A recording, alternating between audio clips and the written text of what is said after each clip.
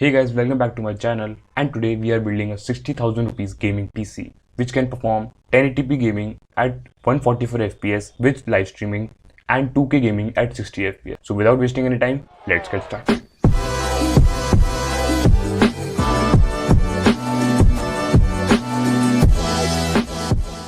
The total budget of this PC is calculated by its normal prices, but due to this pandemic, the prices of all the products are slightly higher. So the first component is the processor, which I'm using is the Ryzen 5 3600.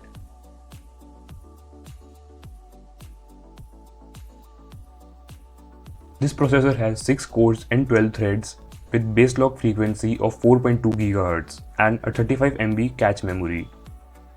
And the TDP for this processor is 65 watt and it's come with a stock cooler, which is more than enough for cooling. You don't need to buy any other CPU cooler fan.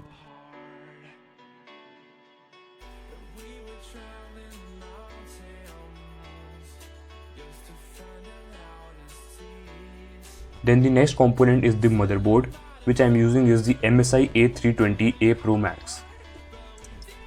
It is a micro ATX motherboard which has 2 RAM slots which support DDR4 memory up to 3200 MHz.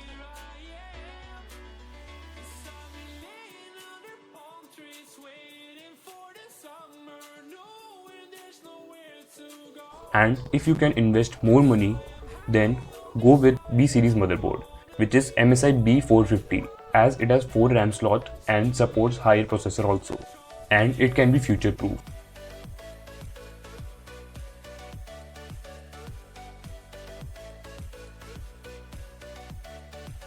Then comes the third component, which is the graphic card. And the graphic card I am choosing here is the Inno3D GeForce GTX 1060 Super. You can also go with the Zotac GTX 1660 Super. The model name of this graphic card is Twin X2. It comes with 6 GB of GDDR6 memory with a 192-bit memory interface bit, and this product also comes with the 3 years warranty.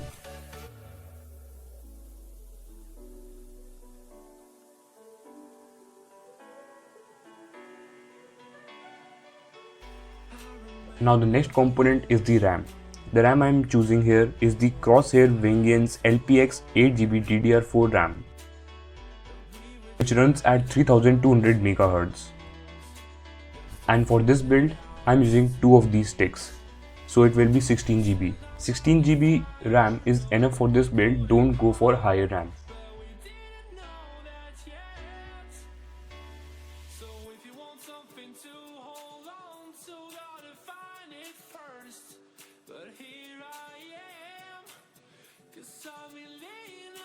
Then the fifth component is the storage, in which the SSD I am using is the Crucial P1 500GB.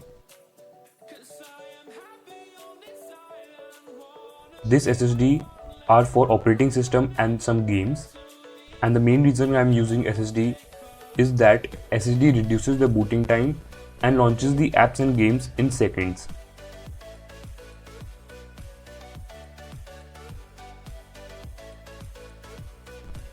And for the main storage, the HDD I am using is the Seagate Barracuda 2TB HDD, which runs at the speed of 5400 RPM and has 256 MB cache.